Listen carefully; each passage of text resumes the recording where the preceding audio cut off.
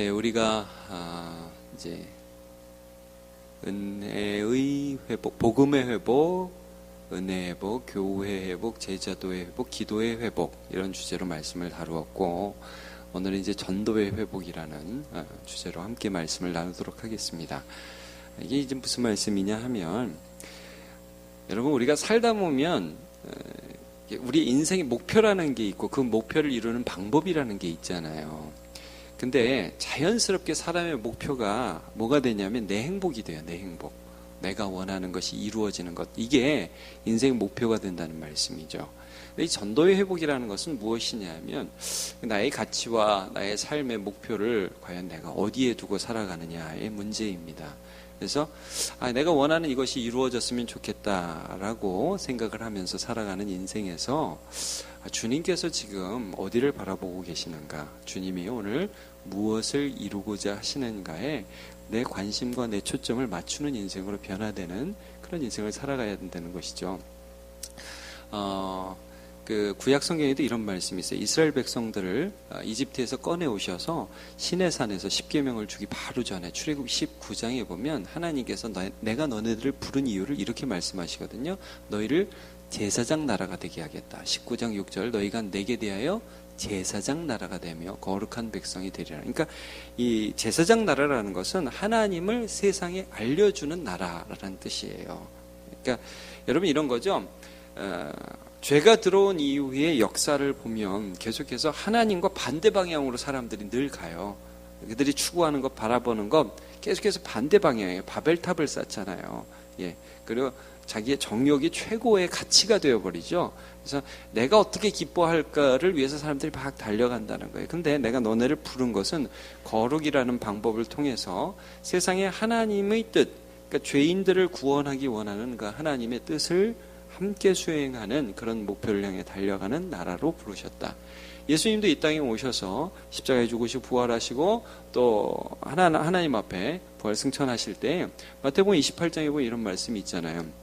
너희는 가서, 너희는 가서. 그러니까 가라는 것은 이 세상 가운데에 하나님의 뜻들을 이루는 사람으로 살라는 말이거든요. 너희는 가서 모든 민족을 제자로 삼아 아버지와 아들과 성령의 이름으로 세례를 베풀고 내가 너희에게 분부한 모든 것을 가르쳐 지키게 하라. 이렇게 쭉 말씀하고 있죠. 그러면 함께 하시겠다고. 여러분 오늘 그 본문은 그냥 딱 껴놓으시고 한번 성경을 한번 봅시다. 누가복음 15장을 한번 펴보시기를 바랍니다.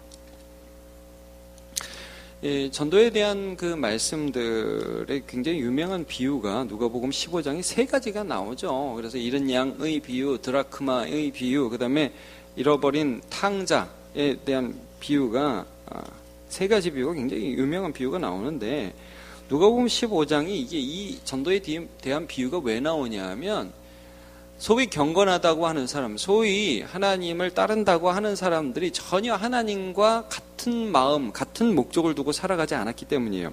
그러니까 여러분 예수님이 이 땅에 오신 것은 세상을 구원하시기 위한 하나님의 뜻을 이루시려 이 땅에 오신 것이잖아요. 죄인들을 구하러. 그러니까 내가 의인을 부르러 온 것이 아니라 죄인을 불러서 구원시키러 왔다 말씀하시죠. 그래서 예수님이 15장 1절 2절을 보면 죄인들 식사를 하십니다.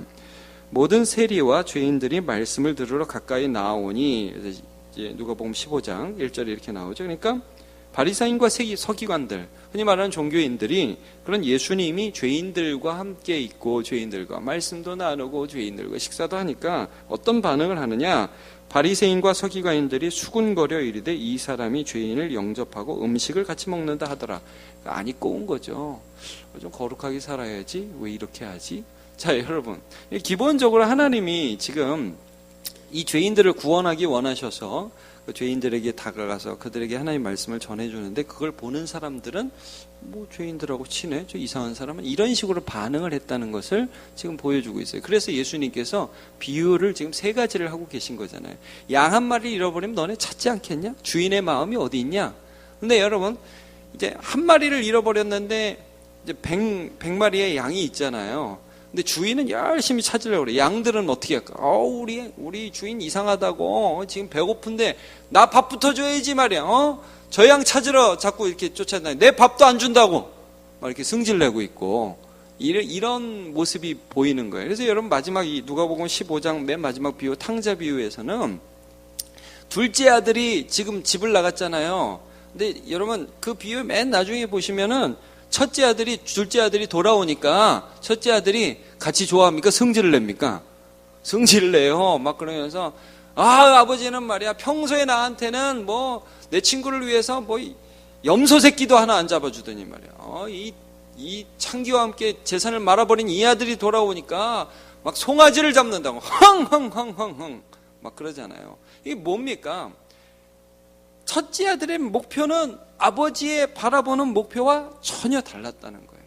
그러니까 여러분 우리가 이 오늘 전도의 회복이라는 주제를 놓고 말씀을 나누는 것은 무엇이냐면 우리는 무엇을 위해 살아가느냐. 과연 내가 무엇을 이루기 위해서 내 목표를 향해서 막 달려가는 인생이냐, 아니면 하나님의 뜻에 나의 뜻을 맞추면서 하나님의 뜻을 이루어드리는 삶을 살아가고 있느냐, 이 부분을 우리가 함께 점검해 보고 있는 것이죠.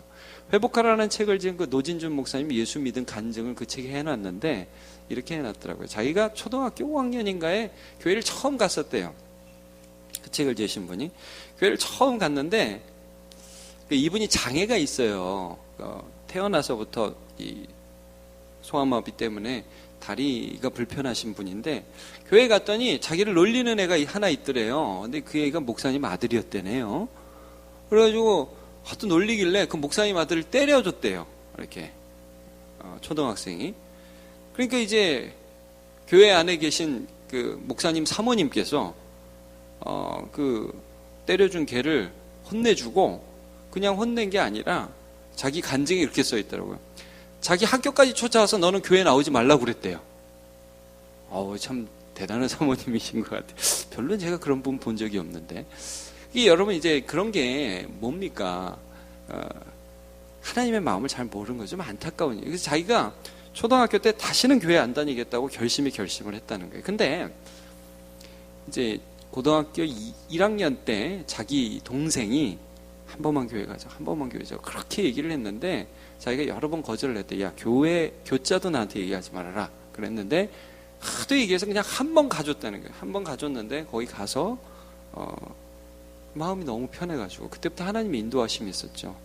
옛날에 왜 여러분 그런 경우 있잖아요. 그것도 이제 약간 맹점이 있는데 교회 이렇게 따고 막 일할 사람 하도 없으니까 중고등부 회장 새가족이 하고 뭐 그런 경우 있죠. 그러다가 예수 믿고 그래가지고 이분이 4개월 만에 중고등부 회장 되고 한 해 지나고 은혜 받아서 목사 되겠다고 하나님 앞에 기도하고 그래서 이제 목사 되신 분이셔요. 근데 참 재미있는 것 같아요. 여기서 제가 좀 잠깐 생각해 보고자 하는 건 뭐냐 하면 여러분 저는 이제 그 노진주 목사님을 전도한 그 동생에 대한 것보다 그 교회에 사모님이 좀 안타깝더라고요. 제가 누군지도 몰라요. 그리고 또 그분이 또 순간적으로 너무 화가 나서 그랬을 수도 있고 뭐 아들을 보호하기 위해서 그랬을 수도 있지만 이게 참 어떤 마음을 가지고 살아갔던가 영혼들을 보면서 여러분 우리가 영혼들을 보면서 어떤 마음을 품으십니까? 이 아이들이 예수 믿어야 된다는 그런 소원들을 동일하게 품고 계십니까? 제가 자주 말씀드리죠. 우리 교회가 전도해야 할 대상은 5층에 있습니다. 4층하고. 예? 믿으시면 아멘. 저기 유치부에 저기 재영이랑 지금 아영이 전도해야 됩니다. 쟤들이 지금 우리 엄마가 아빠가 믿는 예수를 믿을까 말까 그러고 저기 앉아 있어요. 예. 이 교회 나온다고 다 믿는 게 아닙니다. 중고등부 애들이 그러고 있어요. 초등부 애들이 그러고 있습니다. 자, 제가 최근에 교회 신방을 또 새가족 신방을 갔는데 또 재밌는 간증을 하나 들었어요. 그 가족 중에 한 명이 이제 이분이 시골에서 이사 왔는데 한 번만 교회 가자고 교회 가서 한번 예배 드려보고 뭐 그 다음에 안 와도 되고 그냥 한번 가보자고 그냥 끌려온 거예요. 끌려와서 한번 예배 드렸는데 하나님이 그날 은혜를 주셨나 봐요. 그래가지고 마음이 너무 좋고 그래서 지금 교회를 쭉 나오고 계세요. 제가 그런 간증도 들으면서 참 어떻게 보면 여러분 이렇게 복음 전하려고 그러면 믿음이 안 생기죠. 저 사람이 예수 믿겠어? 저 인간이 그런 생각이 자꾸 들죠. 근데 여러분 하나님이 어떤 마음을 품고 계신지를 우리 마음에 품는 것. 예. 그러니까 내가 보는 눈으로 보지 마세요. 그러면 아무도 전도 못하죠. 왜냐하면 내가 보는 눈으로 저 사람 보면 저 사람 예수 믿을 것 같지 않거든요. 하나님이 그를 불쌍히 여긴다. 양이 양을 보는 눈으로 보지 말고 형이 동생을 보는 눈으로 고깝게 보지 말고 아버지가 아들을 보는 눈에 동참하는 그런 믿음의 사람 되시길 축복합니다. 제가 한 가지만 더 말씀을 그 전도에 대한 포인트에서 말씀을 나누기를 원하는데 이건 뭐냐면요. 그러면 하나님은 어떠한 방법으로 하나님의 뜻을 저 사람에게 알리게 해서 그 사람이 하나님 앞에 나오게 하시느냐에 대한 부분이에요. 그러니까 여러분, 전도가 야, 이렇게 가자, 뭐 이렇게 데리고 오자. 그래서 탁탁탁 되면 좋잖아요. 근데 하나님께서 복음을 전하는 그 방식을 보니까 이제 전도라는 방법을 쓰는데 전도인의 삶을 사용하시더라고요. 뭐냐면 세상 사람들이 우리를 눈여겨본다는 거예요. 저 사람은 어떻게 사나 눈여겨본다는 거예요. 저 사람은 뭐가 다르냐. 그래서 여러분, 하나님이 우리에게 사용하신 방법은 힘이 아니라 다름입니다. 힘이 아니라 다름.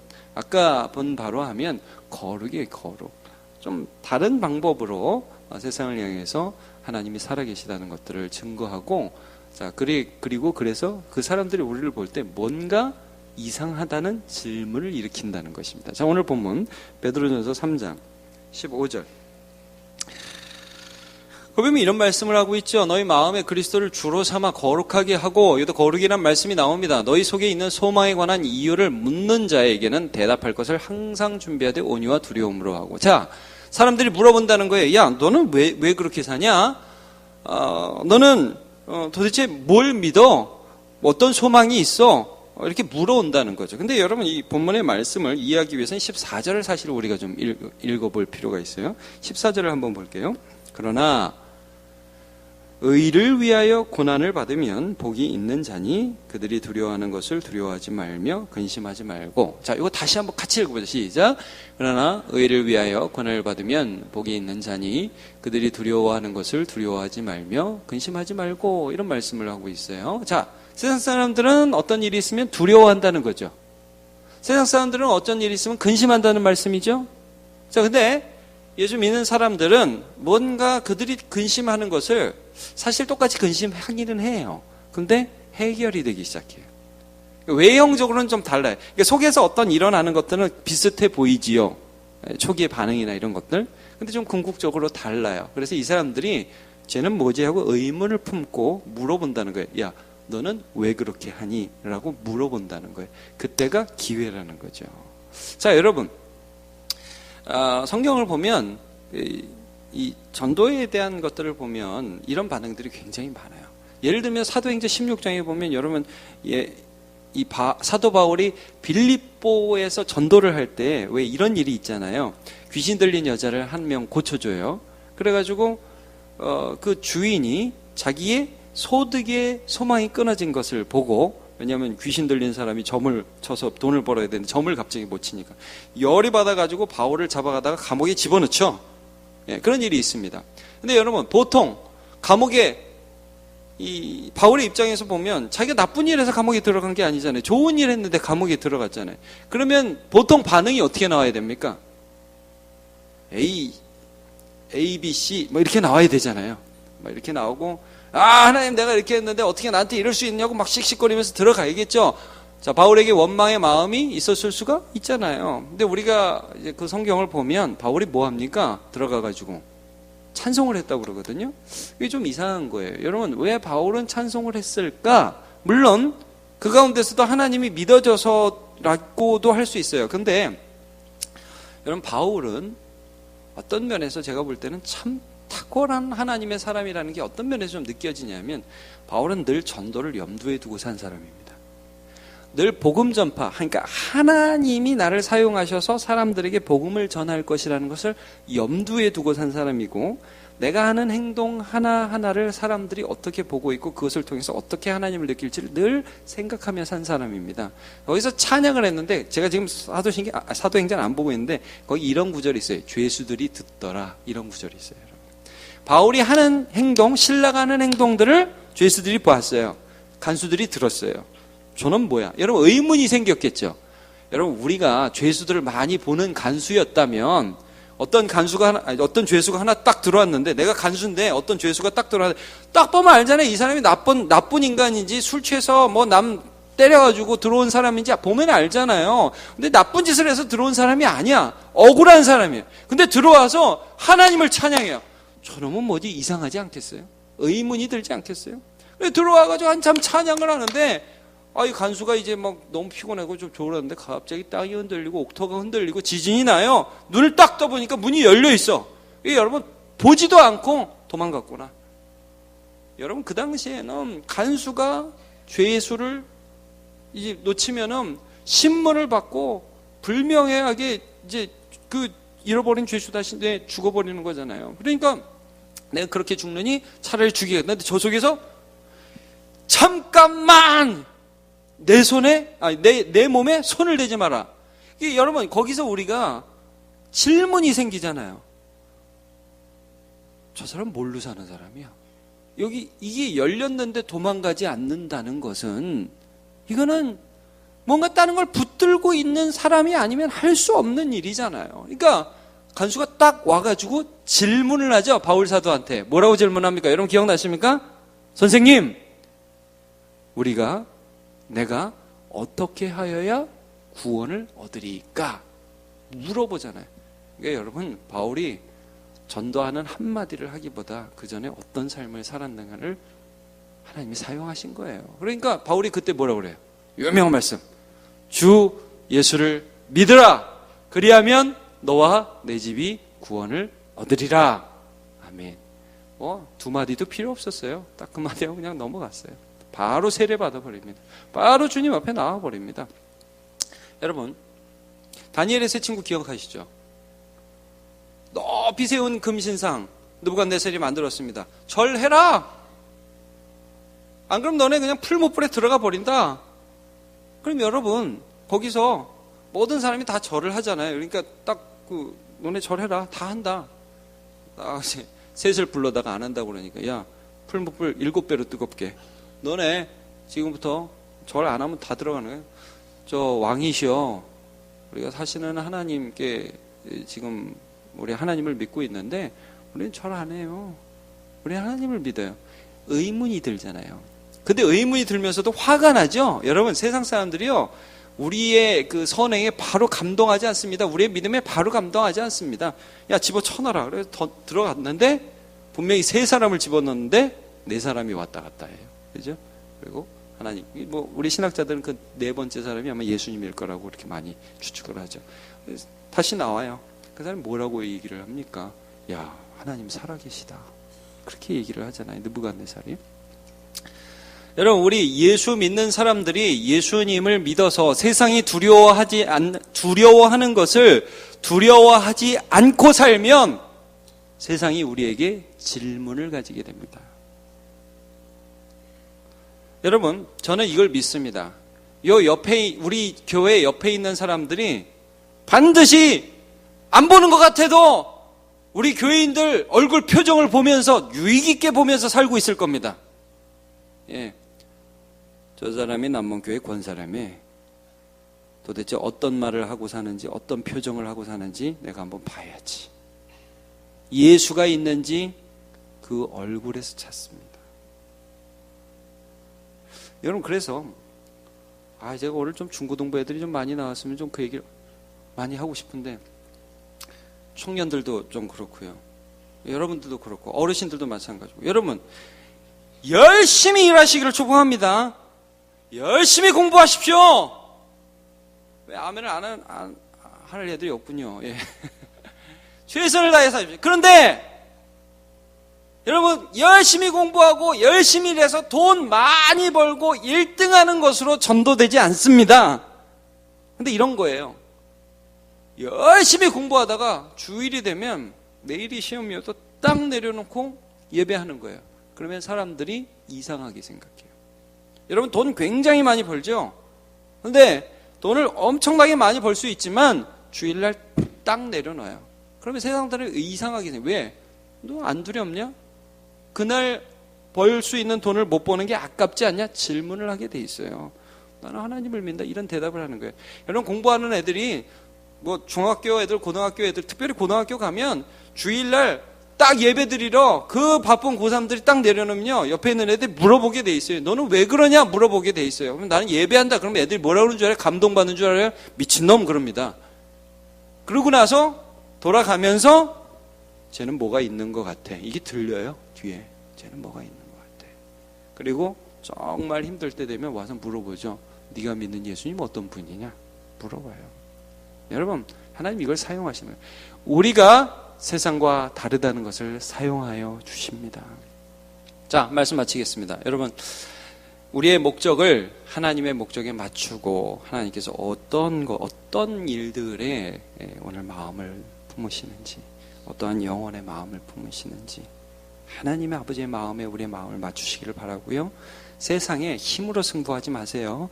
세상과 똑같이 더 높아지는 것을 승부하지 마시고 그들이 두려워하는 것을 두려워하지 않고 그들이 무서워하는 것을 무서워하지 않으므로 거룩으로 승부하는 저와 여러분 되시길 축복합니다.